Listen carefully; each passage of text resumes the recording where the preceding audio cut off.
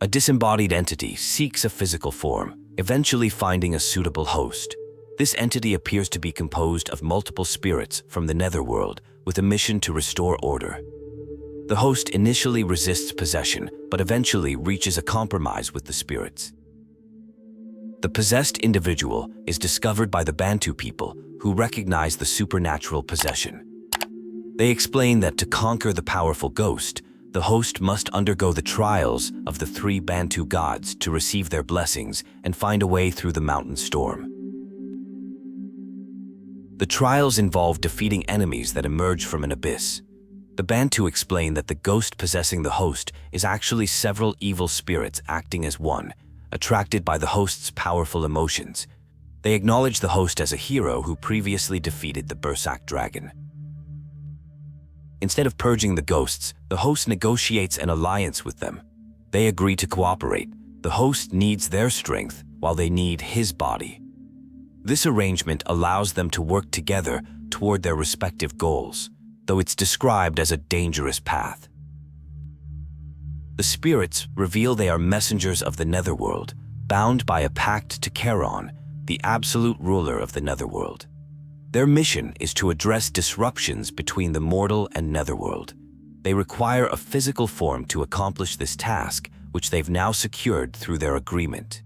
The possessed host encounters an alchemist who offers to extract lacrimer from items, which will benefit both the host and the ghost. Later, they discover energy leaking from the Netherworld through a circular device in an ancient temple built by Irradians. A being called Scholar explains that the Dragonkin have reactivated an ancient device stealing energy from the Netherworld. This device draws power that governs the flow of souls, damaging both worlds. The Blade Phantom, the possessing entity, is tasked with destroying the perpetrators. The host reveals his backstory, once a loyal servant of the Emperor, who alongside a mage named Osmer defeated the powerful Berserker dragon. However, they were betrayed by the Emperor and nobles, particularly someone named Pavel. The host seeks revenge for this betrayal and for his executed friend. The Blade Phantom determines that while they've addressed the immediate issue with the device, they must still find the true cause of the Netherworld disruption. The restored energy has opened access to the realm of the living, creating new opportunities to explore and find answers. The beacon in Frau village has been lit, signaling that Dragonkin are approaching. Pavel, the lord and protector of Frau, is likely en route with his forces, but may arrive too late. Someone offers assistance for the journey ahead, mentioning they have useful items that might help. A grandfather introduces his grandson to help on the journey, noting the boy's talent for spotting useful items. The grandfather must return to the mountains, but offers blessings for the road ahead. Souls destined for the Netherworld are mysteriously disappearing. What's happening in Embars represents just a small part of a larger problem that must be investigated and resolved. The mission is just beginning, finding the cause of disruption in the Netherworld. The order of the Netherworld has been disturbed, with the river of fate drying up and the balance between life and death thrown into disharmony. Kazan requires restoration of this balance.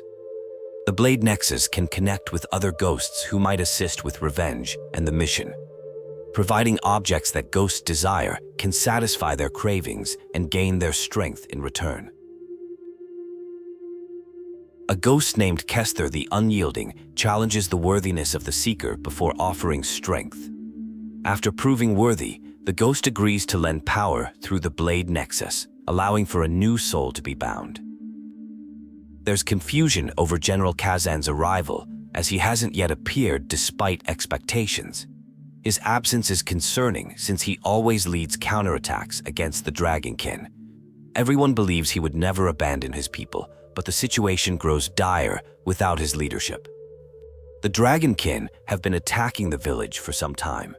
Initially thought to be lingering soldiers from the Dragon War, this new attack reveals a much greater threat to everyone's safety.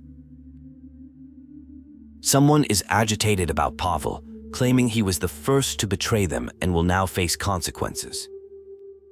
A rescued individual expresses gratitude and inquires about Pavel's whereabouts. They recognize the rescuer as the Great General Khazan. Pavel is believed to be at Alenian Castle after ordering evacuations. The fastest route there is through Shofa Cave, though it's dangerous. Entering Harvel's territory through caves rumored to contain giant spiders. The cave reeks with a terrible stench and is filled with revenants, souls that should be in the Netherworld. These displaced souls defy the natural order, and Karen demands their return. All revenants have been sent to the Netherworld, gradually restoring balance. These wandering souls were created when Dragonkin raided and burned Frau. Some souls, like Volbano and a boy, became united by strong emotions, allowing them to remain together forever in the afterlife. The people of Frau express their gratitude. A strange man with a jar on his head and a rose in his mouth has been looking for the general, claiming to offer help with the revenge mission. He can be found near Frau village. Dungeon, a self-proclaimed jar enthusiast, has been waiting to meet the general. He claims his jars contain stories and secrets that might aid in seeking revenge. He requests help finding 6 missing jars that have scattered after his collection was damaged. The journey continues through Harvel's territory and its cave system, where stories of giant spiders may be more than mere tales. The stench grows worse, indicating danger ahead. A confrontation occurs with Bantu regarding an unspecified bargain. Someone laments the transformation of once tiny spiders into monstrous forms. A tale is shared about a man named Digo, who maintained hope despite losing his family. The storyteller mentions collecting venom in the caves, suggesting it has 2 possible uses, one of which involves saving someone. General Khazan fights alongside someone who considers it a dream come true. This person is viewed as a traitor by others, but is reassured they're actually a savior. A rescued blacksmith wants to repay his debt and requests help recovering a family heirloom hammer lost during a spider attack. After being saved from a bear, an injured traveler offers thanks and a reward. They were searching for their brother, a scout on an expedition to the snowy mountains. Evidence suggests the brother was killed by Yetis, devastating news confirmed by a recovered necklace. The blacksmith's hammer is returned, enabling him to resume crafting. The spiders and otherworldly creatures encountered in the cave may be connected to the disruptions in the Netherworld. Arriving at Polemian, the current state of destruction explains Pavel's absence in Frau. Someone expresses regret at not being strong enough to save more people, aspiring to be a hero like General Khazan by protecting those they care about. Their next objective is finding Pavel. The city burns as death permeates the air. Someone called Halone calls for revenge. The destruction indicates a powerful force was responsible, which is seen as a positive development by someone. An encounter with someone who's abandoned their former allegiances reveals Pavel fled to the cellars with a blonde-haired companion. They're being pursued by a dangerous man named Rankers, the second-in-command of Knives Vale. The city was deliberately torched on orders from someone high-ranking, possibly connected to imperial authority. Someone named Justin is in danger. His lord is urged to escape, but conflict appears inevitable. A confrontation with someone called Abernaut ensues, ending with a threat against the protagonist's life. General Khazan reunites with Tristan, who is accompanied by Pavel, initially perceived as a traitor. Tristan explains that Pavel only pretended to betray Kazan to help him. They discuss how they were sent to address a border conflict, but found it peaceful. On their return journey through Vedalon, they were ambushed by bandits who stole their written commands. A scout named Scalpel saved them from the ambush.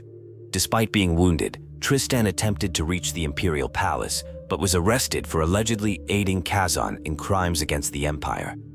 Pavel saved him, revealing that the Emperor planned to label them as traitors from the beginning. Kazan apologizes to Pavel for misjudging him. They discuss how the bandits who ambushed them were the Knivesvale gang, led by Maluka, who follows the Emperor's orders. The Emperor betrayed Khazan out of jealousy for his heroic reputation, especially after defeating the Berserk dragon Hisma. Elamine, a former Knivesvale bandit, appears to help them. She explains that the Citadel is the bandits' base and Maluka can be found inside. She joined Knivesvale believing they were righteous rogues helping the helpless during the Dragon Wars, but left when Maluka became cruel and ruthless. They confront Maluka, who seeks fame for killing General Khazan. During the battle, something strange happens. A soul is seemingly obliterated, which should be impossible. A discussion ensues about how souls should return to the Netherworld, but this natural balance has been disrupted by chaos. They realize Maluka changed after visiting a place called El Ravica. Elamane offers to guide them there to stop the source of chaos. At El Ravica, they sense chaos emanating from underground and follow it. Unfortunately, Elamane is consumed by chaos and dies. While mourning Elamane, they receive news that Yulian has been taken to the Linen mine, essentially a death sentence. They split up to explore different paths to the mine, learning that those loyal to Kazan were imprisoned on false treason charges. They rescue Yulian, who reveals shocking information. Osma, previously thought executed, is actually alive and secretly meeting with the Emperor. Everything that happened was part of Osma's plan. Kazan, disturbed by this revelation, resolves to find Osma through his mage ally Troika in Aldavir. Yulian explains he went to the Linen mine deliberately to protect his family after people started following him during his investigation of Osmer and the Emperor. His brother Adric and others are still trapped in the mine. Meanwhile, they discover a laboratory in El Ravica connected to 4 mages loyal to Osma. They return to search for survivors in the mine. Deep within the tunnels, they encounter Adric, who survived but couldn't save the others. He explains that after Yulian's rescue, the guards plan to execute all remaining prisoners, showing the desperate situation still unfolding. General Khazan and his allies are urgently working to rescue men from mines and camps before executions begin. Adric offers to guide them, while others express relief about rescuing Yulian from Linen mine. They discuss heading to Aldavir next to find additional leads. During their mission, they encounter a mysterious figure who requests help finding a Kaleido box possibly lost in the Silent Temple. The mysterious figure notices a dragon scale pointing toward the nameless cavern where dragonkin reside. Strange cries have been heard from this location for some time. The figure suggests investigating the area as it might be a rogue dragonkin causing trouble, and implies that since they started this situation, they should resolve it. The rescue operation continues with men scattered throughout different locations. During the mission, they encounter hostile forces referred to as Graders, who attack them. The enemies taunt them as Khazan's dogs and threaten to kill them all, but General Khazan and his forces fight back against the attackers. Despite successfully rescuing many men, General Khazan refuses to face his troops in his current condition, feeling that everything that defined him is gone. Instead, he issues a final order for his men to disperse, return home, and live happily. His loyal soldiers assure him no one blames him for what happened and pledge continued loyalty. The group encounters Silence, an unusual dragonkin who can speak human language. Unlike others of his kind, Silence was raised among humans and doesn't share their hatred. He pleads for help to save his family who are trapped. Silence describes the dragonkin leader, General Sultan, as evil and asks for help punishing him. The dragon scale reacts to something in the room they're exploring. Upon investigation, they discover Silence's family has been killed. Devastated, Silence expresses hatred toward other dragonkin. He laments how dragonkin and human interactions typically end in violence, declaring he will stop the dragonkin since he considers himself human and wishes to avenge his family. The protagonist gives Silence the dragon scale to help track down the dragonkin for revenge. The group reflects on how Silence's nature changed through human love and care. Consumed by grief and anger, Silence departs seeking vengeance, causing the mysterious cries to stop. They contemplate how these powerful emotions might define him. Silence successfully locates the dragonkin who killed his family. He accepts help from the protagonist to attack their watery hideout. They target the evil general, but something goes wrong. The scale appears to corrupt Silence.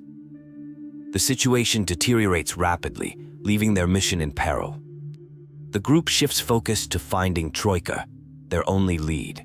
While searching the village, they discover chaos-infected beings disguising themselves as living people.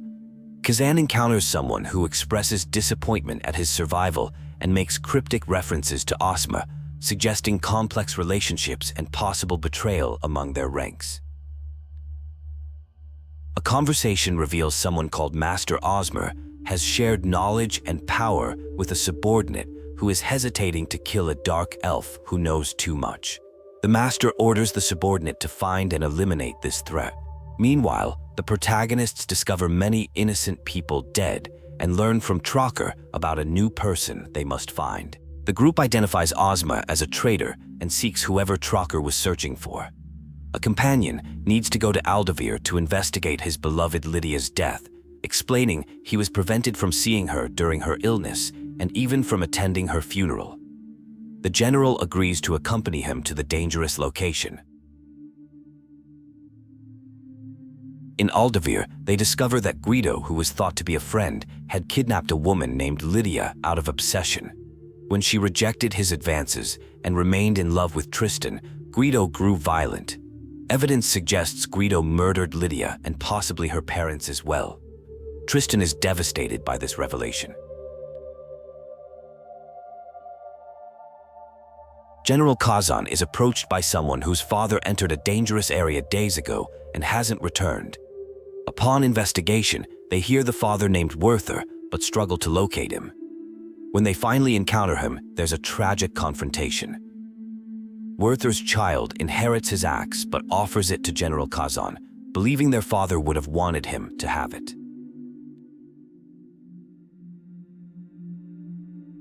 Following leads from Troika's letters, the group searches for a dark elf hiding in ruins or a nearby cave.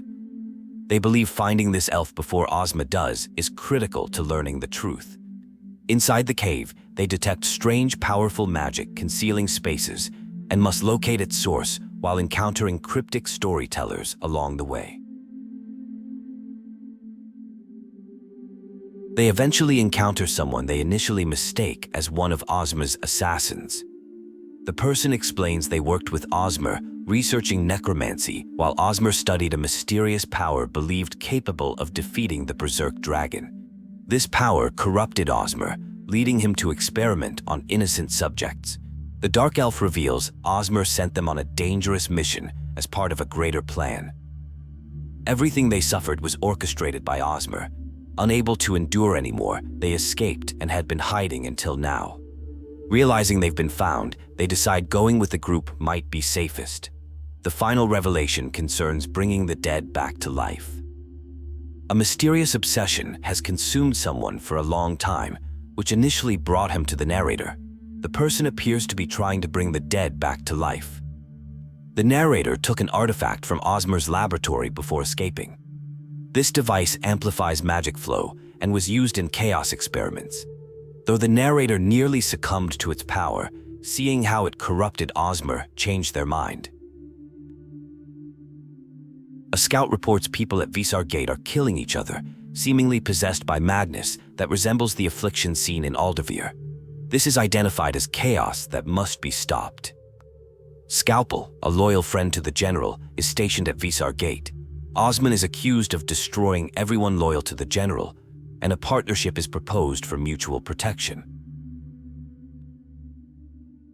Kazan's help is requested to save Atlanti, a powerful spirit who has been consumed by the Reaper. The Reaper is described as insatiable, devouring everything. Saving Atlanti would put her in Kazan's debt, but quick action is needed. After encountering a dark elf, the search for Atlanti continues, along with a request to recover research logs. Atlante is described as a legendary trusted spirit who is unbeatable with her spear. However, the Reaper, hungering for her power, attacked and devoured her. A pact is formed, and Atlante is saved. The summoner admits fault for accidentally summoning the Reaper during research, unable to contain its strength, which resulted in Atlante being devoured. Something is wrong at a gate that should only be closed during wartime. The guards are missing, creating a sense of foreboding. Scalpel would never have allowed this situation. Concern grows for Scalpel's safety as the situation appears increasingly dire. Characters approach the gate with trepidation. Scalpel confronts someone as a traitor who harmed General Khazan, sending him into exile. The accused claims to care deeply for the general and promises better understanding when embracing their new reality. A chaos taint is discovered, controlled by a master who binds it to his will. This master is revealed to be Osma. Commander Scalpor, once thought to be good, changed after meeting a princess in Revelation. They were overheard plotting something. Revelation is described as the Empire's crown jewel where the princess performs. The group decides to head to Revelation to uncover Osmer's secrets, learn what happened to Scalpel, and possibly find surviving Vizar sentinels. The search for survivors must proceed quickly. Saband and Vermin are mentioned as potentially the best sentinels, trained from childhood. Commander Scalpel had chosen Sibin as his successor. The bond between the brothers is described as unshakable, and they could provide valuable assistance if still alive. A disturbing encounter with Sabin and Vermin unfolds. After Sabin returns from a mission, something is wrong. He inflicts pain on his brother, claiming now they are alike. Osmer is confirmed as the Master of Chaos. A sword is mentioned as the only thing that can restore power and destroy ghosts, prompting an urgent search. The general seeks a legendary sword. Someone claims ownership through family ties, but offers to help if monsters in the area are dealt with. The sword is supposedly located in the castle's underground, but not everyone can wield it. The place has deteriorated, now smelling of death and filled with monsters after someone brought in mutated corpses. An investigation into disappearances through El Ravica is underway, potentially linked to Elimani's death. The dire consequences of chaos are described as soul-destroying. Multiple bodies have been discovered, raising questions about the perpetrator's intentions. Someone claims they can succeed without assistance, promising that others will become one with them. A confrontation with Osma, once considered a world savior, raises questions about their motives for abandonment and destruction. Evidence found in a laboratory appears to have belonged to Eliman. Someone expresses gratitude for being saved and offers to lead the way forward, wanting to help others as they've been helped. A promise made to Elimani must be fulfilled, and vengeance against Osma is declared. A once thriving city now lies in ruins. Someone encourages spreading chaos while a revenge-driven soul approaches. The setting is described as a coincidental meeting amid chaos, with intertwined fates compared to a key and lock. A poetic narrative reveals a quest for vengeance against a nobleman, questioning why beautiful things perish early and why people inflict harm. The speaker recounts being overwhelmed by despair and memories, wandering the lands with an unfinished quest for vengeance. They acknowledge understanding the feelings of someone referred to as revenge and point out a body killed by spider venom and plague. A call to make a final stand is issued to Kazan, described as a fallen general, suggesting they toast to the suffering of those who drove them to madness. General Khazan's arrival brings hope that Palos might be saved. A strange purple aura appeared above the palace before spreading throughout the city, causing buildings to collapse and demons to appear. People affected by the purple mist went mad and began killing indiscriminately. Those infected are called corruptors. The people looked to Khazan as the hero of the empire to save them again. Someone named Ondel is in Vitalong against their family's wishes who thought he wasn't good enough. They've struggled without him, but feel more at ease knowing he'll return as promised.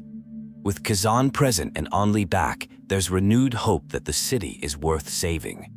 A dragon is mentioned, as well as chaos energy presenting danger that needs investigation. An old friend is encountered. Kazan and his greatest friend once worked together to defeat a powerful enemy and create a better world. Now they question what happened to that moment and their relationship. As the reckoning approaches, they'll face the master of chaos. Despite bravado, they're warned they'll need a special tool from the Netherworld, chains provided by Lord Khazan. The Netherworld chains can only be used directly by Lord Khazan on unwilling targets. Others must subdue their targets first. A spectral portal has been opened to access the chains. Meanwhile, a dragon has been transformed into a soulless puppet through chaos, defying logic. A general helps navigate damaged paths, leading to a decision to split up and meet at a family mansion. Someone looking for Yulian's family at their mansion learns they've recently left. An outbreak of crazed individuals killing people has forced many to flee, with few survivors. Someone pleads for help after being chased by corruptors who killed everyone in their village. These monsters appear human, but injure others who then transform like them, making it impossible to know who to trust. Chaos has overtaken the area, making it impossible to identify who is infected. Unable to keep waiting for Julian, someone must flee. A note confirms family members are safe. General orders Julian to go to his family, but Julian refuses, wanting to stay by the general's side despite having nothing left to offer him. The chains are nearby in a place with many bad memories. A confrontation begins with a grave acknowledgement that something must be done. The characters Phantom, Osmer, and Kazan discuss someone who has caused significant harm, with promises to find this person and make them pay for his actions. The antagonist is referred to as the Master of Chaos. There is mention of this person being a pretender of the powerless and paradoxically a hero who stood against evil, suggesting a complex relationship between the characters. Kazan and Osma reunite. Osma reminisces about their battle against Hisma, revealing his disillusionment. He believes humanity is the real problem, describing humans as parasites, locked in an endless cycle of life and death. Osma laments that despite their efforts to save the Empire, humanity brought ruin upon them. He mentions someone named Reese who was killed and reveals that what Khazan encountered was merely an empty shell, not the real Reese. Osma declares that humanity has crossed the final line and invites Khazan to join him in restoring order to the world. Khazan refuses, stating his intention to make Osma pay for crimes committed against him, his mind, and Reese. The tension escalates as Osma responds to Khazan's refusal. A battle seems to ensue, with Osma declaring the dawn of a new order and proclaiming that chaos is the only true salvation. The conflict appears to reach a critical point when Osma apologizes to Khazan. A character named Phantom, also called Phantom, appears, announcing that it's over. The narrative shifts to a flashback involving a sword. Khazan gives Reese the weapon, who promises to teach Khazan magic in exchange for fighting lessons, believing together they would be unstoppable. The flashback continues with a peaceful moment between Khazan, Reese, and presumably Osma. Reese expresses gratitude and wishes they could remain together forever, suggesting a once close relationship between the three characters. The scene changes dramatically with Reese apparently dying or being injured. There are calls to kill a traitor, revealing a betrayal. Someone who was once considered a hero realizes the true evil lies within humanity itself. Khazan questions Osma about his destructive hatred. Attention turns to Phantom, who claims he cannot leave because Karen commands him to stay as long as chaos remains.